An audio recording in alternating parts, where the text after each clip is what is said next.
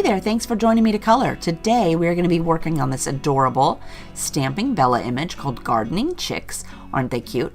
I'll put a link down in the description box to the card kit and all the supplies I used. I would love for you to come shopping with me. I really appreciate it. You are watching the fast forward version of this video. There's also a real-time version if you would like to watch that. Available. It takes about 35 to 40 minutes for me to color these guys in real time, just so you know ahead of time. Also, I'll put a link down in the description box to the blog post for this card in case you'd like to head over and grab the pin card or the color card and pin it on your pin board for future reference. I always put a pin card at the bottom of my blog post so that you can have the colors readily available for a different coloring if you would like to do that.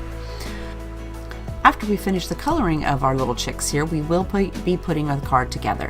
So just so you know, that will be at the end of the video if you're interested in that. So anyway, if you have a question, leave me a comment down below and I'll make sure to get back to you, or you can just say hi too. That's awesome.